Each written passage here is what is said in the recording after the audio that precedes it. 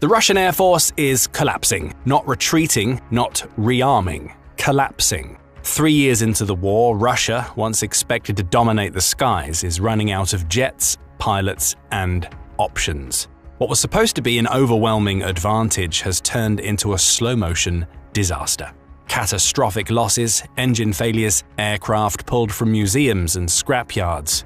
And now US intelligence says Russia's air power may never fully recover. This isn't just about jets being shot down, it's about an entire system breaking under the weight of war, corruption, and decades of bad doctrine. So what happened? How did Russia lose its edge in the skies, and what does that mean for the future of modern warfare? Let's break it down.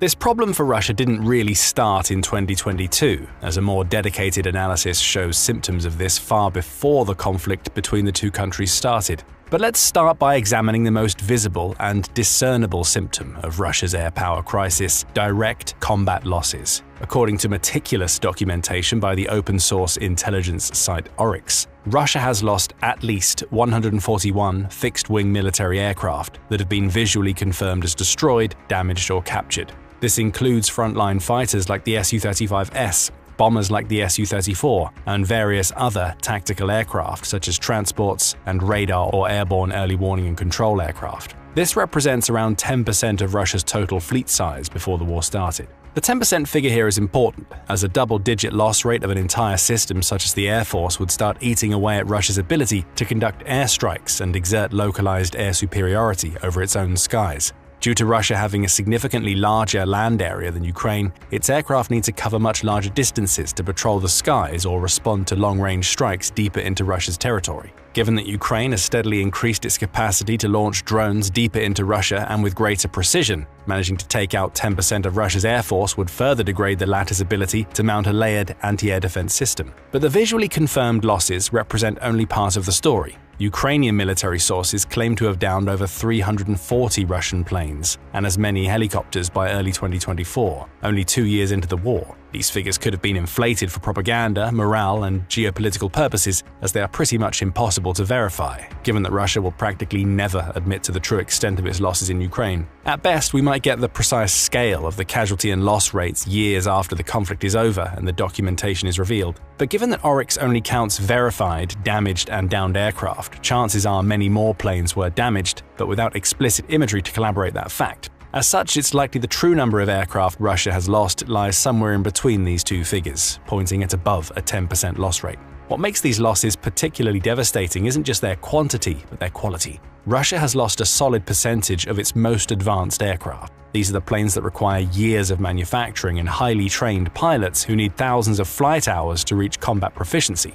The Su-34 fallback strike fighter provides a telling example. This advanced aircraft, which entered service in 2014, was supposed to be Russia's premier precision strike platform. With an approximate unit cost of $36 million and a production rate of only about 6 aircraft per year, Russia has lost at least 37 confirmed Su-34s. If Russia can consistently churn out as many of these aircraft as it can lose, then there's no real problem here. But the truth is much more complicated. For one, the visible losses of aircraft shot down over Ukraine represent only the tip of an iceberg. Behind the scenes, Russia's remaining aircraft fleet is deteriorating at an alarming rate due to what military analysts call imputed losses. These are the cumulative effects of overuse, inadequate maintenance, and parts shortages. According to a RAND Corporation analysis from late 2023, Russian combat aircraft were flying 3 to 4 times their intended annual flight hours throughout the war. These come from the fact that Russia has been using them to deploy glide bombs, which we'll cover a bit later, and from the fact that Russian airstrips are located further away from the front line than Ukraine's. The increased usage of the aircraft directly goes against the traditional doctrine of aerial warfare, that being modern fighter jets designed for specific operational tempos, i.e. flight hours per year, with maintenance schedules built around expected usage patterns. When these limits are exceeded, aircraft are more likely to experience catastrophic failures on several systems, which makes them an outright liability in the grander scale of the conflict.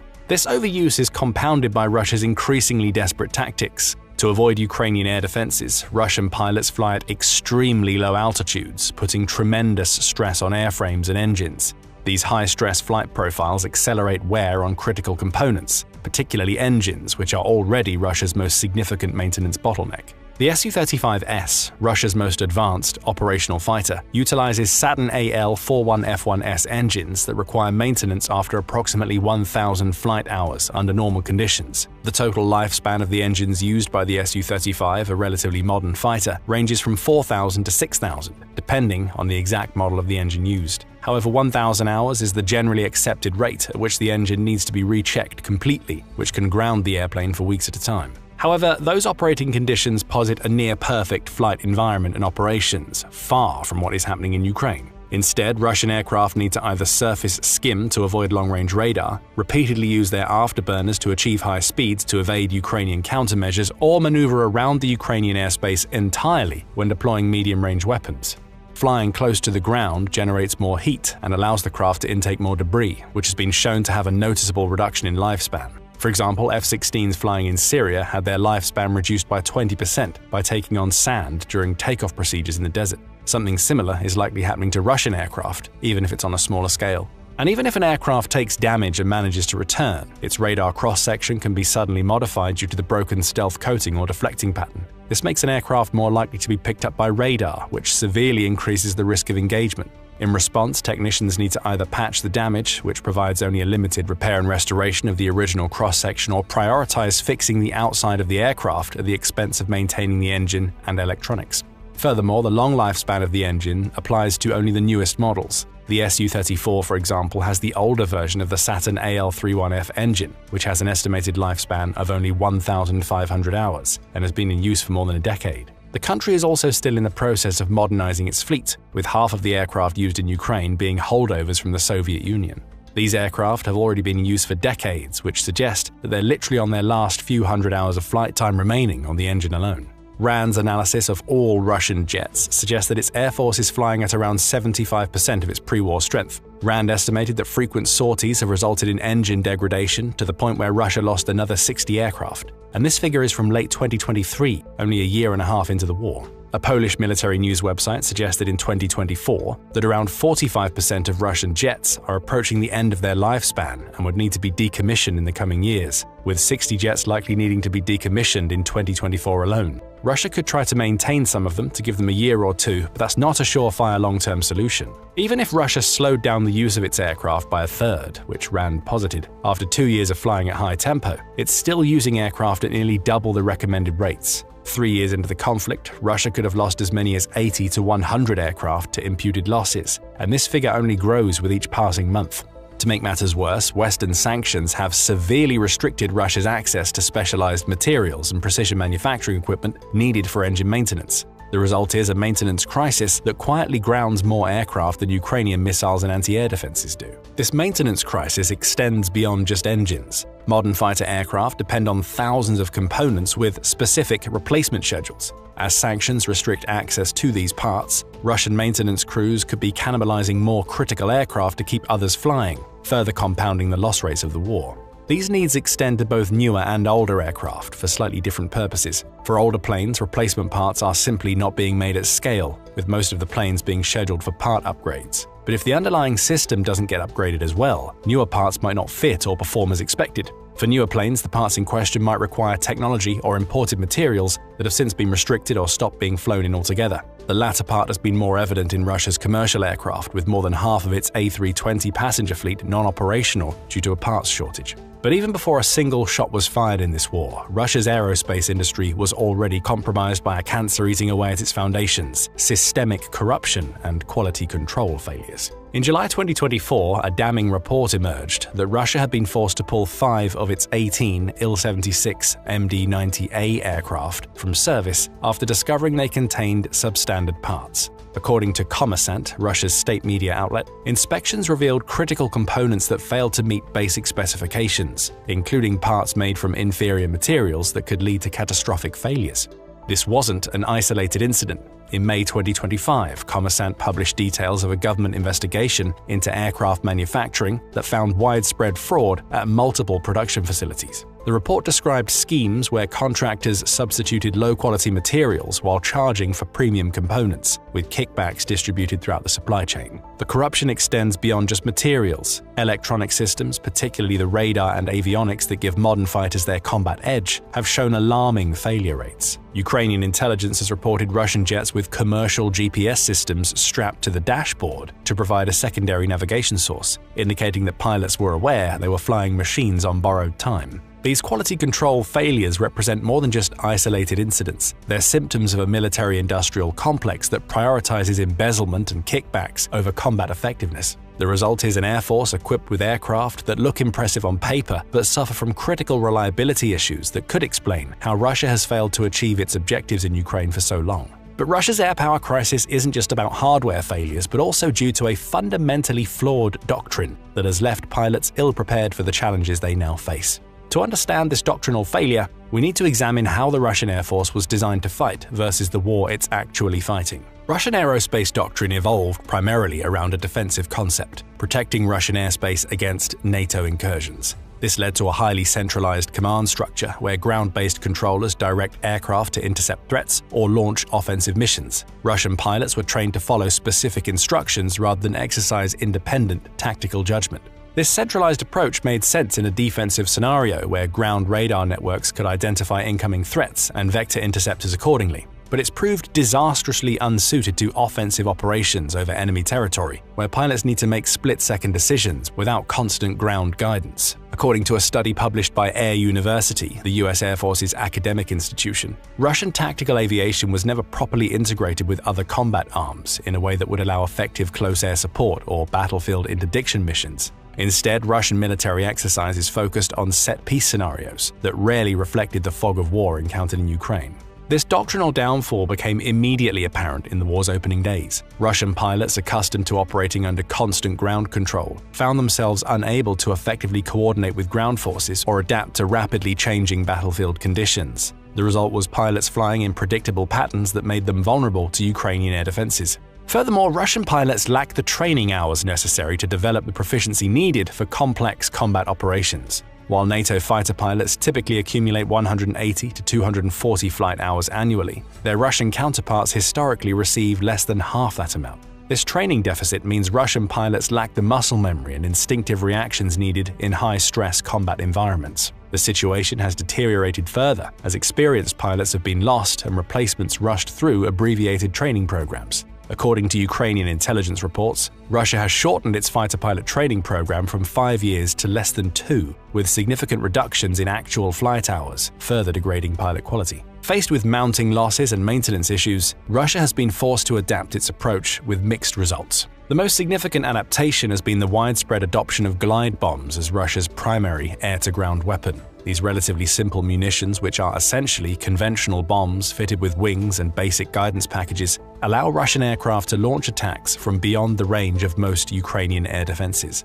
As early as August 2023, glide bombs have become Russia's weapon of choice, with dozens deployed daily across the front lines. By staying at a high altitude and approximately 30 to 50 miles from Ukrainian positions, Russian aircraft could release these weapons with minimal risk of interception. This approach trades precision for aircraft survivability. While modern precision-guided weapons can strike within meters of their targets, glide bombs typically have circular error probabilities measured in dozens or even hundreds of meters. This lack of precision has led Russia to compensate with quantity, dropping multiple bombs on a single target to ensure destruction. Russia increased the rate of glide bomb attacks 16-fold between 2023 and 2024, and their prevalence indicates that the system is either working or has become the only viable option. Either way, the glide bombs seem to have become Russia's way of slowly advancing through Ukraine, even if some estimates suggest that this would take well over a century at the rate shown between 2024 and 25. Russia has also begun returning older aircraft to service, including Su-24 bombers and MiG-29 fighters that have been in storage. According to the satellite imagery shown by Ukrainian intelligence, Russia has reactivated dozens of previously mothballed aircraft as early as October 2022. These older platforms lack the capabilities of modern jets but are easier to maintain with domestically produced parts. While they may not be able to go toe-to-toe with Ukrainian aircraft, they should be able to deploy the glide bombs that have become core to the country's military strategy. In perhaps the clearest sign of desperation, Russia has begun producing new copies of the A-50 airborne early warning aircraft, which is a design dating back to the Soviet era. While technologically outdated compared to modern AWACS platforms, the A-50 can be manufactured entirely with domestic components, making it immune to Western sanctions. These adaptations have allowed Russia to maintain some semblance of air operations, but they represent a significant degradation of capabilities compared to pre-war expectations. What was once envisioned as a modern air force capable of precision strikes and complex operations has devolved into a force primarily focused on lobbing glide bombs from safe distances. It's definitely not the surgical precision and aerial dominance that pre-war military analyses suggested. It's worth noting that Ukraine faces similar challenges, albeit on a different scale and with different causes. Ukraine's pre-war air force was even smaller than Russia's and has suffered its losses throughout the conflict. While Ukrainian officials rarely publish exact figures, independent analysts estimate Ukraine has lost at least 70 combat aircraft since February 2022. Unlike Russia, Ukraine has received Western aircraft to bolster its capabilities, including F-16 fighters from NATO countries. However, these donations face significant limitations. The number remains relatively small compared to wartime needs. Ukraine received around 80 F-16s, as well as only 6 French Mirage 2000s, with another dozen suggested to arrive by the end of 2025. This is less than 100 total aircraft. Furthermore, training Ukrainian pilots to effectively operate these complex platforms takes considerable time, with full combat proficiency requiring years rather than the months being spent on Ukrainian pilots. Ukraine also faces the challenge of maintaining complex Western aircraft under wartime conditions. Remember that study on F-16s facing shortened lifespans due to harsh conditions? Well, it can directly affect Ukrainian jets, as they were already approaching decommission from their native countries even before they went on to conduct daily sorties in Ukraine. Like their Russian counterparts, Ukrainian pilots are flying more hours than sustainable, leading to accelerated wear on both aircraft and crews. The pressure to perform offensive operations, particularly to support ground forces in contested areas, forces Ukrainian aircraft to operate in high-threat environments that increase both mechanical stress and combat risk. However, Ukraine has demonstrated greater adaptability in tactics and doctrine. Drawing on Western training and their own combat experience, Ukrainian pilots have developed effective low-altitude techniques and creative approaches to modern warfare. This has resulted in Ukraine creating pockets of localized air superiority, which has allowed it to invade Russian territory not once, but at least twice during the war. Beyond the immediate battlefield implications, Russia's air power failures raise profound questions about the future of aerial warfare in an age of sophisticated air defenses. For decades, air power theorists have emphasized the decisive role of air superiority in modern warfare. The United States' experience in conflicts from Desert Storm to Afghanistan seemed to confirm this view, with control of the skies serving as a prerequisite for ground operations. However, the war in Ukraine has demonstrated that dense, layered air defense networks can effectively neutralize even numerically superior air forces. The combination of long-range systems like the S-300 and S-400, medium-range mobile platforms like Buck M1s, and short-range man-portable systems creates an interlocking defensive network that makes traditional air operations prohibitively costly. This reality challenges fundamental assumptions about military operations that have guided Western doctrine since the end of the Cold War. The Pentagon has grown accustomed to operating in environments where air supremacy is a given, rather than a daily struggle against capable opponents. It's worth noting that even when the United States achieved near-complete air dominance during the War on Terror, this advantage didn't translate into strategic victory. American aircraft could strike targets at will across Afghanistan and Iraq, yet controlling the skies didn't automatically lead to controlling the ground or achieving political objectives. The lessons for modern militaries will likely be tallied for decades to come. Of course, traditional measures of air power, fleet size, aircraft sophistication, pilot training hours, budgets, and investments remain important. However, they don't paint the full picture when pitted against adversaries with robust, multi-layered defenses. The future may belong to unmanned systems, standoff weapons, and integrated air defense suppression tactics rather than traditional fighter-bomber operations. For NATO planners watching Ukraine closely, the implications are particularly significant. If Russia's air force, which was once considered the second most powerful in the world, can be effectively neutralized by a smaller opponent with determination and modern defenses, traditional assumptions about the balance of power in Europe may need re-evaluation. This doesn't mean manned aircraft are obsolete, but it does suggest their roles and employment concepts will continue to evolve away from direct battlefield engagement. Instead, as Russia has done with glide bombs, aircraft might lean more into specialized missions where their unique capabilities can combine with low-cost weapon systems to tip the scales in one side's favor. What do you think about these developments? Will Russia's failure to achieve air supremacy usher in a new era of modern warfare strategy? And are traditional fighter jets doomed to only be useful in asymmetric warfare scenarios? Let us know your thoughts in the comments below, and thank you, as always, for watching.